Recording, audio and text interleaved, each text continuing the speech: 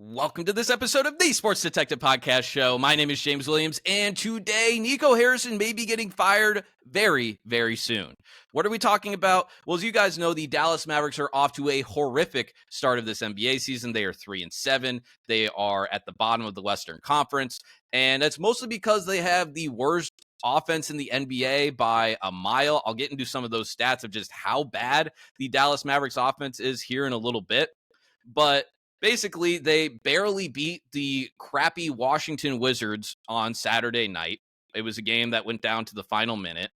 And Sunday, Mark Stein posts on his Substack some reporting as it pertains to the Dallas Mavericks. And basically, the reporting is, the relationship between Patrick Dumont and Nico Harrison, these guys used to be really tight. That relationship has just disintegrated.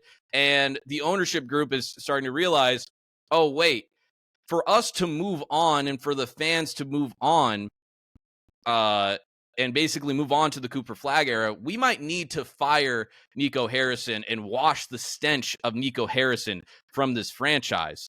And I think two things are basically the reasons leading up to that.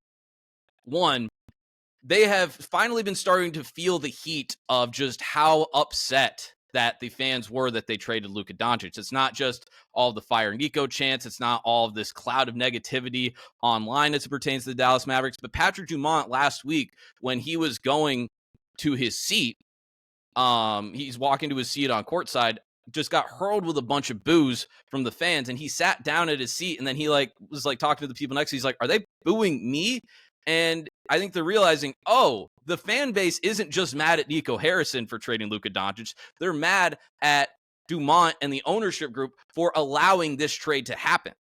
And they are starting to turn on them. And I also saw, I don't know if this reporting is true, but Dallas has had this 21 or 22 year sellout streak. And I saw reports today, I don't know if it's true, but it looks like it might be ending sometime this week. So basically, they're starting to feel a lot of the pressure from fans, and they're really starting to actually start feeling the hit financially as it comes to this Luka Doncic trade, because this team is absolute garbage right now. So that brings us to today, where Tim McMahon, who wrote a book about Luka Doncic and the Mavericks. So as far as it goes on a national level, Tim McMahon is a guy that if he's talking about the Dallas Mavericks and things that he is hearing from inside that organization, we should very much listen to him. And he basically said today on the Hoop Collective with Brian Windhorst and Tim Bontemps, hey, it's not a matter of if Nico Harrison is going to get fired. It's a matter of when. And it might be happening very, very soon. So let's go ahead and we'll watch this clip here from the Hoop Collective of Tim McMahon talking about Nico Harrison. And then I have got a bunch of other stuff that I got to show you guys, because basically when I realized this Dallas season was not going to be going well, I started collecting a bunch of stats and stuff from local Dallas reporters. And we'll watch this clip from Tim McMahon first. And then I got a bunch of other stuff I want to show you about exactly how dark it is in Dallas right now and why it is so dark. So let's go ahead and listen to Tim McMahon, then we'll show you a bunch of other stuff. And hey, at this point, I believe it is a matter of when, not if, Nico Harrison will be fired. And there is a very, very strong likelihood that will be midseason. Maybe they can get things turned around. Maybe his seat can go from sizzling to, a more normal temperature. But, I always say, dude, every time I think that they've hit rock bottom, they find they find a way to drill deeper. And they almost lost to Washington. They won. That would have been drill. That would have been drilling all the way down to Hades, and that's about how hot Nico's seat is right now, fellas. Well, they're two. Dang, you can see it. It's a matter of when, not if. And that's what's crazy too. It's like you see coaches get fired in the middle of a season, right? But that's usually for a team thing, right? You want to help out the team. You want to give spark to a team. But firing a GM really doesn't do much on the court, right? So this is literally just to appease the fans. This is just to appease the fans. So this is a stat that I saw last week. Bobby Caralla, sorry if I'm mispronouncing your name, he covers the Dallas Mavericks. The Mavs currently have the worst relative offensive rating in NBA history, according to Basketball Reference, as you guys can see here. But I'll explain this stat here because he explained it in the comments. Basically, that is the offensive rating compared to other teams in the NBA that season, right? And you can see a lot of the teams on this list are teams that you do not want to be on a list with unless you are tanking. Excuse me. It is all the hinky 76ers teams. It's the Nuggets team before Carmelo. It's that Clippers team before Danny Manning, I believe, is that team. 11-71 Mavericks. It's the 10-72 Sixers. It is a team with a bunch of crap. That is how bad this offense is. And this is a chart I found too. NBA University posted this. Team efficiency matrix, and you can see here team efficiency, offensive rating, and defensive rating. And basically, this text here is really small, but it's basically bad offense, good defense. And you can see Dallas is an outlier. And basically on this list, you can just see a few outliers. You can see Dallas here. You can see Brooklyn here, which is just bad in both in both ways. But they are trending to be an average offense. And then Oklahoma City up here at the top, and that's because Oklahoma City is probably going to win 72 games this year because they are an absolute wagon. And then obviously the Pelicans, who are a disarray, and the Wizards that are still trying to figure out to becoming an NBA team, and the Pacers, who don't have Tyrese Halliburton, and they have a bunch of other injuries. This one I thought was crazy. So this Marvin's Room is kind of like a sad song from Drake. It's a kind of downing, depressing song. And basically this guy, Ron Harrod Jr., who covers the Mavericks for DLLS, was at the game pregame, and during shoot around, they are playing Marvin's Room to warm up for the game, just to kind of show you how dour things are in Dallas. Let's go ahead and listen to this. What was your perception of the vibe today? We talked about pregame. They playing Marvin's Room. It just felt sad and dark. And I don't want to be dramatic, but the energy wasn't high. I've been around some championship high school teams, and you go in the locker room, the vibes are pretty high. I mean, they're dancing, they're playing music. It's just a different type of energy. They're laughing with each other, they're joking with each other. The Mavs aren't doing that as much. Now, I think all the players, at least to my knowledge, seem to like each other. I want to be very clear about that. There's no, to me, at least from my point of view, there's no players that don't enjoy playing with each other. At least not from that, not right now. Basically, a really interesting point there. It just shows you that it's not even a thing where it's we've had NBA teams in the past. I mean, I guarantee there's 6 teams like this right now where just the personalities in the locker room just don't mesh. And some of the players just aren't vibing with each other. That's not the case here. They are just feeling this overwhelming negativity where they are supposed to have these expectations that they're competing for an NBA championship, but they just don't have the horses, whether that because of injury or just crappy roster construction. That is just kind of showing you just the vibes with this team are just so, terrible right now. Not even just with the fan base, but with the team. And I also saw Jason Kidd the other day. He basically said, "Yeah, we'll see what it's like after Thanksgiving." It's after Thanksgiving, home dog, we got to start winning games now. We can't wait until after Thanksgiving. We got to figure out how we're going to be able to create some offense. So this is Nick Engstead. He does the Locked On Mavericks podcast. He's been posting a bunch of good stats about the Dallas Mavericks. You can see here, there have been 15 games this season where a team has an offensive rating of under 101. Dallas has 5 of them. No other team has more than 2. Basically saying, yeah, there's some teams that can have a bad offensive rating, like the Wizards or the Bucks or the Jazz or the Pelicans or the Pistons or the Clippers, but Dallas keeps having bad offensive ratings literally every single game. This one I thought was very interesting too, just more of a vibe with the locker room. Najee Marshall commented on Luka's recent Instagram post, and I believe that is kind of like a sad face that he posted on there 100 times, just showing you, dang, I miss playing with Luka. That's why I wanted to be in Dallas. That's why I was happy in Dallas. But now that he's not here and we have this clunky ass roster with way too many guys in the front court, it absolutely sucks here. Now this is where I start getting into some jokes that I just thought were funny. If Dumont knew what a basketball looked like, he'd be so mad at Nico right now. That's what I mean, though. It was it felt like the vibe for a while was that the ownership group did not realize how upset the fan base was. But now, obviously, from this reporting, they're finally starting to wake up to that thing. Mark Stein posted a picture of Nick Angstead tweeting out, since 2000, only 26 teams out of the 180 that have started 3-7 or worse have made the playoffs. Yeah, not good. Not good, guy. And especially, too, when you're in this loaded Western Conference. This is more stuff from the Mark Stein reporting. I did a bad job and did not organize my bookmarks here that well. So you can see here, basically they're considering changing into the GM for multiple reasons. They want a vibe shift. They want to win back alienated fans. And basically, yeah, the GM that traded Luka is not the guy that helps the fan base move past it. Oh, this one was good. So this was Friday night. Dirk Nowitzki. Hopefully this video does not get taken down for copyright.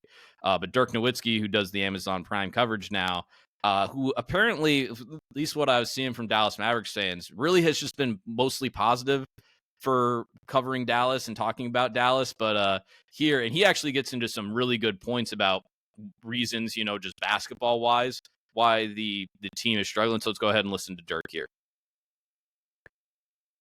Yeah, I feel bad for my Mavs fans. This has been a disastrous start.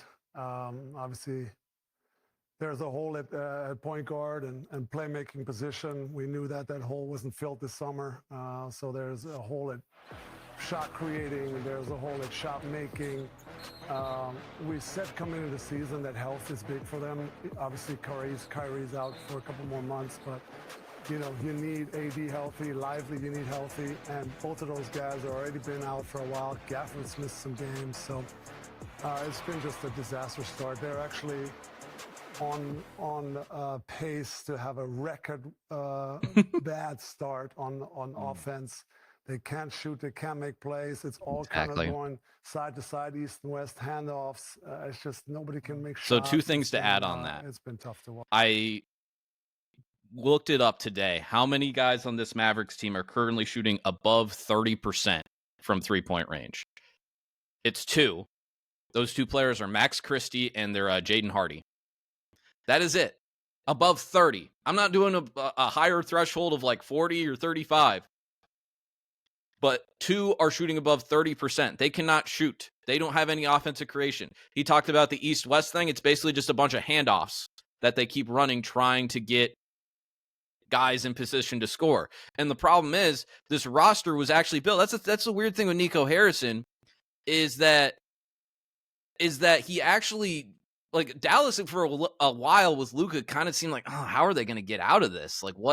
What is this team right now around Luka? Do they even have the assets to build a contender around him? And then Nico Harrison pulled off some incredibly smart trades, getting PJ Washington and Daniel Gafford from Washington, getting Kyrie Irving and betting on him when Kyrie Irving's stock was at an all-time low, making a smart pick and getting Derek Lively to be a center, signing Klay Thompson to be a nice player next to Luka, getting guys like Najee Marshall. He did a lot of really smart moves.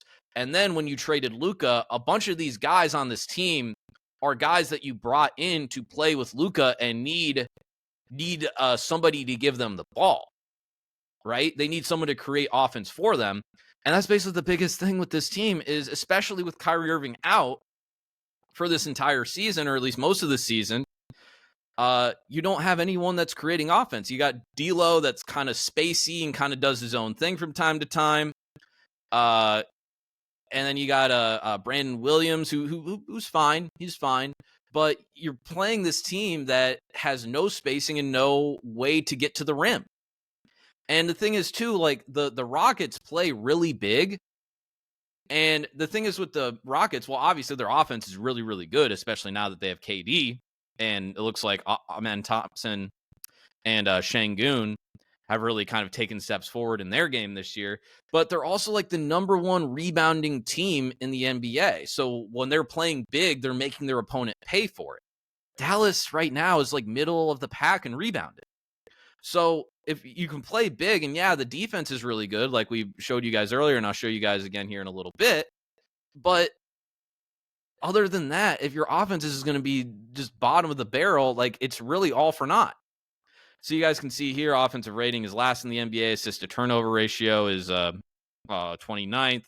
Offensive rebounding percentage is 29th. Geez, again, that's another thing too. You have all of this size.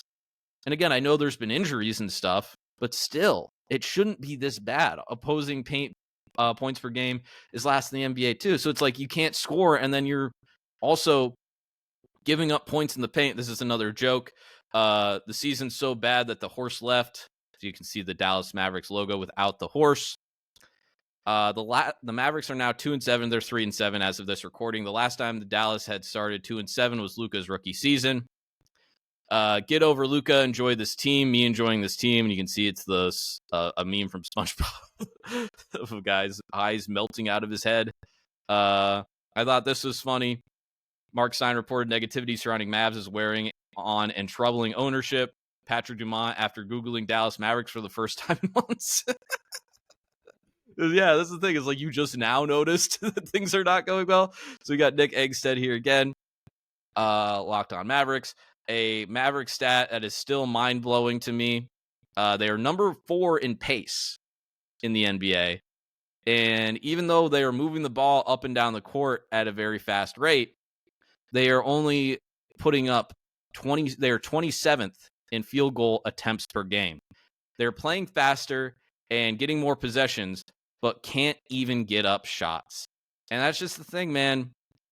I really think Nico thought that he kind of had a pass when it came to Cooper Flagg. And he kind of thought, oh, this is a nice little reset button. And in a weird way, like this team is just kind of clunky. The roster is kind of clunky. They've leaned in way too much to the front court. And you can do that. You can play Anthony Davis with another big, but it gets to a point where there's kind of like a redundancy when it comes to Derek Lively and Daniel Gafford both playing. And you saw when you watch, because I watched the end of that Wizards game on Saturday, you saw that to finish out that game, they went small and they were playing PJ Washington at the 5. I believe it was, what was the lineup? It was Cooper, PJ, was Najee Marshall out there? Because I think Najee Marshall had a pretty good game, and I apologize, Max Christie was out there, and then I can't remember the fifth guy, but they were basically like, hey, we're going small, and that's actually the way that you want to play if you have Cooper Flagg. Because Cooper Flagg, for people that don't know, this guy was like a defensive monster in high school and college. Like he's a really all-around good basketball player. Like he is not a guy that can just go and get you buckets and then maybe he can develop. No, this guy can be an all NBA defensive level type player. That is how good he can be on defense. He could play the 4, and I think maybe even later in this career, he could be a small ball 5. So the idea of having him play like point guard, or having him play shooting guard, like there's no way with the way that this roster is built to play PJ Washington, Cooper Flagg, Anthony Davis, and one of the centers. And that's the way that they thought that they could go through this year until Kyrie Irving got back. And I'll say this too about Kyrie Irving. I love him. He's a really fantastic basketball player, but with him being the primary ball handler, those are when his teams really don't succeed that much. Because the best teams that Kyrie Irving was on and the best way to utilize his skills was to have him play next to LeBron James and have him be like, all right, here Kyrie, here's the ball. Go make a play. Go make a play for yourself. Go get buckets, homie. Have him be next to Luka Doncic, where it's like, all right, here you go, Kyrie. Go get us some buckets. But now you're asking him to be the go bucket getter. But then also, hey, you got to be running pick and rolls all the time with Gafford and Lively because you have to make sure that they're utilized. You're going to be able to have to run pick and rolls with Anthony Davis, too. You're going to be able to have to get the ball to Anthony Davis in the spots that he wants. You're going to have to get the ball to Cooper Flagg. You're going to have to get the ball to PJ Washington. You're going to have to drive and kick. And you're going to have to put pressure on the rim. And that's a lot to ask for Kyrie Irving, who is not a spring chicken anymore. This is a guy that has had his own injury concerns over the course of his career. I believe the last time he played over 65 games in the season, I believe it was when he was in Boston. Yes, kids, Kyrie Irving used to play for the Boston Celtics. It seems like a very long time ago. I think it's all left our memories, but he did used to play. I believe that's the last time he played over 65 games in a year. And I believe he's only done that like less than a handful of times in his career.